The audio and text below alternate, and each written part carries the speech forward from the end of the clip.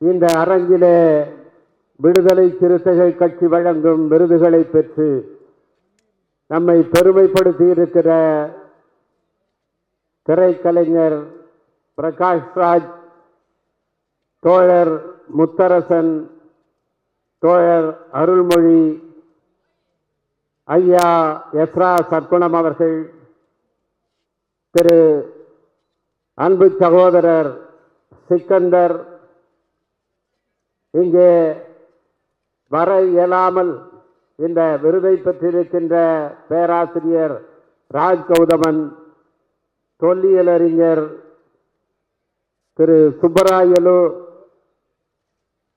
ஆகிய அனைத்து சான்றோர் பெருமக்களுக்கும் இந்த விருதுகளை வழங்கி சிறப்பித்திருக்கின்ற, சிறப்புரையாற்ற இருக்கின்ற நமது தலைவர் எழுச்சி தமிழர் அவர்களுக்கும், இந்த நிகழ்விலே வரவேற்புரையாற்றி சிறப்பித்த கட்சியுடைய பொதுச் செயலாளர், சட்டமன்ற குழு தலைவர் தோழர் சிந்தனை செல்வன், சட்டமன்ற உறுப்பினர்கள் தோழர்கள் எஸ் பாலாஜி, ஆளூர் ஷானவாஸ், பனையூர் பாபு உள்ளிட்ட தோழர்களுக்கும், இங்கே வருகை தந்து சிறப்பித்துக் கொண்டிருக்கின்ற கட்சியினுடைய மூத்த நிர்வாகிகள் தோழர் பாவரசு, வன்னியரசு உள்ளிட்ட அனைத்து தோழர்களுக்கும் என்னுடைய பணிவார்ந்த வணக்கத்தை தெரிவித்துக் கொள்கின்றேன். இந்த விருது எப்படி துவங்கியது என்கின்ற ஒரு சிறிய செய்தியை உங்களோடு பகிர்ந்து கொள்ள விரும்புகின்றேன். 2007ஆம் ஆண்டு அன்றைக்கு தமிழ்நாடு முதலமைச்சராக இருந்த முத்தமிழறிஞர் கலைஞர் அவர்கள் நம்முடைய தலைவர் எழுச்சி தமிழர் அவர்களுக்கு புரட்சியாளர் அம்பேத்கர் அவர்கள் பெயரிலான விருதை அறிவித்தார். அந்த அறிவிப்பு வந்தவுடன் அவரிடத்திலே நன்றி சொல்வதற்காக தலைவர் அவர்கள் சென்றார்கள். நானும் உடன் சென்றிருந்தேன். அப்பொழுது முத்தமிழறிஞர் கலைஞர் அவர்களுக்கு நன்றி சொல்லிவிட்டு தலைவர் ஒரு கருத்தை தெரிவித்தார். புரட்சியாளர் அம்பேத்கர் அவர்கள் பெயரிலான இந்த விருதை எனக்கு வழங்குவதை விட தலித் அல்லாத சான்றோர் பெருமக்கள், இந்த மக்களுக்காக சமத்துவத்துக்காக பாடாற்றுகிறவர்கள், அவர்களுக்கு வழங்கினால் அது சிறப்பாக இருக்கும் என்று குறிப்பிட்டார்கள். அப்பொழுது முத்தமிழறிஞர் கலைஞர் அவர்கள், இந்த ஆண்டு நீங்கள் பெற்றுக்கொள்ளுங்கள், பிறகு உங்கள் கோரிக்கையை ஆலோசனையை பரிசீலிக்கிறேன் என்று சொன்னார்.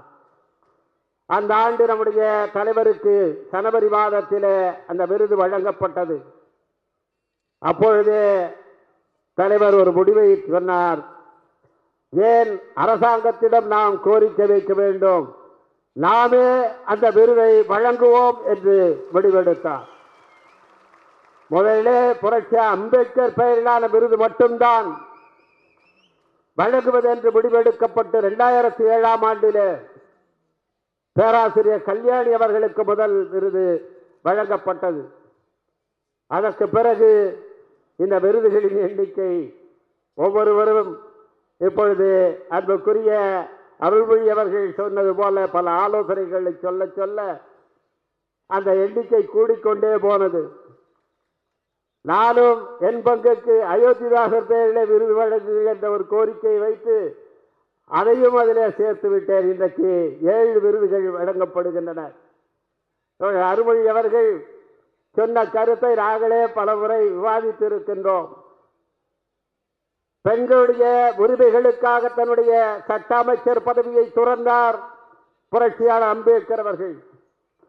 பெண் ஏன் அடிமையானாள் என்ற பெண்ணியத்தினுடைய கொள்கை பிரகடனத்தை எழுதி வெளியிட்டார் பகுத்தறிவு பகலவன் தந்தை பெரியார் அவர்கள்.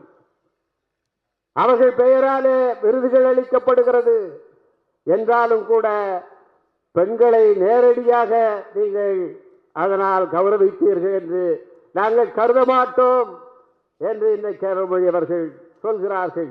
அது ஏற்கத்தக்க உண்மை. ஒவ்வொரு ஆண்டும் பெண்களுக்கு விருதுகள் வழங்கப்படுகின்றன என்றாலும் பெண்களின் பெயராலும் அந்த விருதுகள் வழங்கப்பட வேண்டும் என்ற அந்த கோரிக்கை ஒரு சனநாயக கோரிக்கை. இன்றைக்கு இந்தியாவிலே விடுதலை சிறுத்தைகள் கட்சி ஒரு மிகப்பெரிய கட்சியாக இல்லாமல் இருக்கலாம். ஆனால் பல கட்சிகளுக்கு வழிகாட்டுகிற முன்னுதாரணத்தை படைக்கிற கட்சியாக இந்த கட்சி இருக்கிறது என்பதை நான் பெருமையோடு இங்கே சொல்லிக்கொள்ள விரும்புகின்றேன். இன்றைக்கு கட்சியினுடைய மாவட்ட செயலாளர்கள் பொறுப்புகள் புதிதாக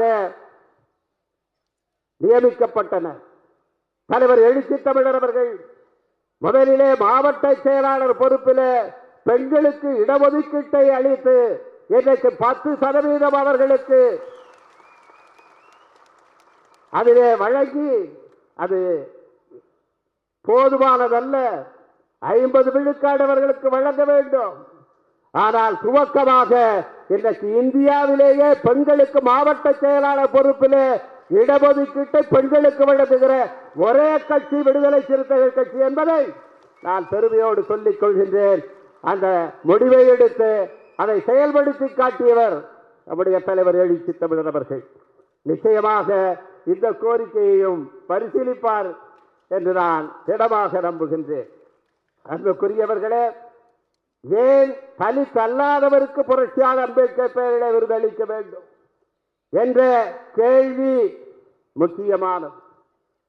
புரட்சியாளர் அம்பேத்கர் அவர்கள் தன்னுடைய சட்ட அமைச்சர் பதவியை துறந்துவிட்டு 1954 ஆண்டிலே மாநிலங்களவை உறுப்பினராக தொடர்ந்து கொண்டிருந்த நேரத்திலே ஒரு சட்டம் வந்தது. தீண்டாமை தொடர்பாக இயற்றப்பட்ட சட்டம். அதிலே பேசுகிற நேரத்திலே அம்பேத்கர் சொன்னார், அரசமைப்பு சட்டத்தினுடைய பிரிவு 13 வந்ததற்கு பிறகு சமத்துவம் என்பது நிலைநாட்டப்பட்டிருக்கிறது. அதற்கு மாறாக எந்த சட்டம் இருந்தாலும் நடைமுறை இருந்தாலும் அது இனிமேல் செல்லாது என்று அறிவிக்கப்பட்டிருக்கிறது. அப்படி அறிவிக்கப்பட்டு விட்டதாலேயே இதற்கு முன்பு சமத்துவத்துக்கு எதிராக இருந்த சட்டங்கள் செல்லாமல் போய்விட்டன என்று நாம் சும்மா இருந்துவிடக் கூடாது. நான் சட்ட அமைச்சராக இருந்த போது எந்தெந்த சட்டங்கள் எல்லாம் அப்படி சமத்துவத்துக்கு எதிரான அந்த சட்ட பிரிவு 13க்கு எதிராக இருந்தனவோ அவற்றையெல்லாம் அடையாளம் கண்டு அவற்றையெல்லாம் நான் நீக்கினேன், அவற்றை செல்லாது என்று அறிவித்தேன். இன்னும் சில சட்டங்கள் இருக்கின்றன. 1816 ஆண்டிலே சென்னை மாகாணத்தில் உருவாக்கப்பட்ட சட்டம்.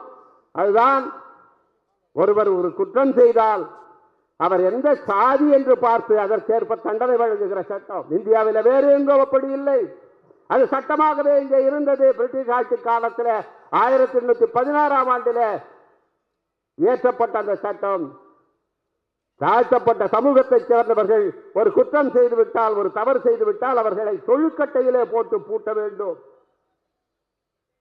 ஆனால் அதே குற்றத்தை மற்ற சமூகத்தவர் செய்தால் அந்த தண்டனை கிடையாது. இந்த தொழுக்கட்டை தண்டனையை ஒழிக்க வேண்டும் என்று அயோத்திநாத பண்டிதர் பலமுறை தன்னுடைய தமிழகத்திலே வாதாடி இருக்கிறார், போராடி இருக்கிறார். அந்த சட்டம் நீக்கப்படவில்லை. இந்தியா சுதந்திரம் அடைந்தோம், நீக்கப்படாமல் தொடர்ந்தது. எப்படி கிரிமினல் ரைட்ஸ் ஆக்ட் குற்றப்பரம்பரை சட்டம் தொடர்ந்ததோ அதுபோல தொடர்ந்தது.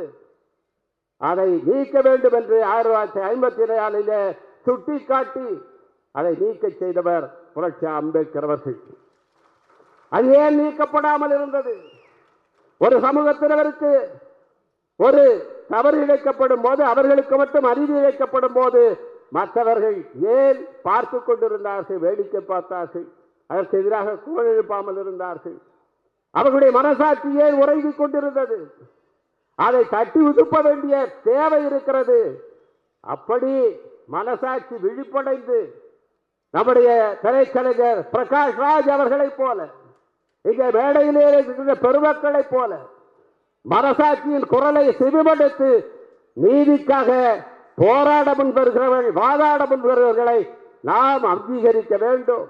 அதற்காகத்தான் நம்முடைய தலைவர் எழுச்சி தமிழர் அவர்கள் இந்த அம்பேத்கர் சுடர் விருதை உருவாக்கி தொடர்ச்சியாக இன்றைக்கு 2024ஆம் ஆண்டு வரை தலித் அல்லாத சமூகத்தினருக்கு அதை வழங்கி வருகின்றார்கள். இன்றைக்கும் என்ன நடக்கிறது? ஒரு நீதி அரசர் ஒரு தீர்ப்பு அளிக்கிறார். இப்பொழுது நாட்டிலே பிராமணர்கள் சாப்பிட்டு போட்ட எச்சியல் இலையில பட்டியல் சமூகத்து மக்கள், மற்ற பிற்படுத்தப்பட்ட மக்கள் போய் படுத்து உருள வேண்டும். அப்படி உருண்டால் உங்களுக்கு புண்ணியம் கிடைக்கும் என்ற ஒரு நடைமுறை இந்த நாட்டிலே இருந்தது. 2015ஆம் ஆண்டில் நீதியரசராக இருந்த திரு மணிக்குமார் அவர்களும் இன்னொரு நீதியரசரும் சேர்ந்த அமர்வு அது தொடர்பான வழக்கிலே தீர்ப்பளித்து அந்த நடைமுறையை ரத்து செய்தார்கள், தடை செய்தார்கள். இன்றைக்கு மீண்டும் அது அடிப்படை உரிமை. அப்படி புரள்வது ஒருவருடைய அடிப்படை உரிமை.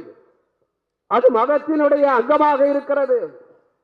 எனவே அந்த முறையை திரும்பவும் நடைமுறைப்படுத்த வேண்டும் என்று சொல்லி மீண்டும் இதே தமிழ்நாட்டிலே எச்சில் இலையிலே பிராமணர்கள் சாப்பிட்டு விட்டு போட்ட எச்சில் இலையிலே மற்றவர்கள் படுத்து புரள வேண்டும் என்று நீதியரசர் இன்றைக்கு தீர்ப்பளிக்கிறார். அண்மையிலே மோகன் கோபால் என்கிற மிக புகழ்பெற்ற வழக்கறிஞர் ஒரு கருத்தை தெரிவித்தார். அரசமைப்பு சட்டத்தை ஒழித்து விடுவார்கள் என்று நாம் சொல்லுகிறோம், அதை ஏதோ அழித்துவிட்டு வேற ஒன்றே கொண்டு வருவார்கள் என்று நாம் எதிர்பார்த்துக் கொண்டிருக்க வேண்டாம். அரசமைப்பு சட்டத்தை அவர் ஒழிப்பார்கள். எப்படி ஒழிப்பார்கள் என்றால் அந்த சட்டத்திற்கு வேறு விதமான வியாக்கியானங்களை சொல்லுவதன் மூலம், அதை வேறு விதமாக இன்டர்பிரட் பண்ணுவதன் மூலமாக அரசமைப்பு சட்டத்தை ஒழிப்பார்கள் என்று எச்சரித்தார். இன்றைக்கு எந்த பிரிவு 13 அடிப்படையில் புரட்சி அம்பேத்கர் வாதிட்டாரோ, எந்த அரசமைப்பு சட்டத்தின் மூலமாக இந்த நாட்டிலே அனைவரும் சமம் என்று ஆக்கினாரோ, அரசியல் சமத்துவத்தை உருவாக்கினாரோ, அந்த அரசமைப்பு சட்டத்தினுடைய அடிப்படை உரிமைகள் என்கின்ற விதியையே பயன்படுத்தி இந்த நீதியரசர் இன்றைக்கு இந்த தீர்ப்பை வழங்குகிறார். எவ்வளவு பெரிய ஆபத்தான நிலையில இந்த நாடு இருக்கிறது. இன்றைக்கு ஏன் இதை எதிர்த்து ஒரு பொது சமூகம் கொதித்தெழவில்லை? தமிழ் சமூகம் சனாதனத்துக்கு எதிரானது, சமூக நீதிக்கானது என்றெல்லாம் பெருமை பேசுகிற நாம் இதை மனசாட்சியோடு எண்ணி பார்க்க வேண்டியவர்களாக இருக்கின்றோம். அத்தகைய மனசாட்சி கொண்டவர்கள் தான் இன்றைக்கு இருக்கிறார்கள். இதை எதிர்த்து குரல் கொடுத்திருக்கிறார் நம்முடைய ஆசிரியர் ஐயா அவர்கள். என்றைக்கும் சமூக நீதிக்கு எதிரான ஒரு செயல் நடைபெறுவது என்றால் முதலிலே கண்டித்து குரல் எழுப்புகிற இடமாக பெரியார் திடல் இன்றைக்கும் இருக்கிறது.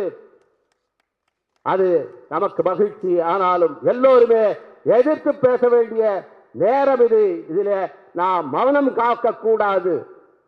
அதைத்தான் வெளிப்புற பேசுகிற நம்முடைய திரைக்கலைஞர் பிரகாஷ் ராஜ் அவர்கள் இன்றைக்கு நமக்கெல்லாம் சொல்லிக் கொண்டிருக்கின்றார். அவர் கட்சியை சேர்ந்தவர் இல்லை, ஆனால் எடுத்திருக்கிற அந்த நிலைப்பாடு ஒரு அரசியல்வாதியினுடைய நிலைப்பாட்டை விட துணிச்சலானது.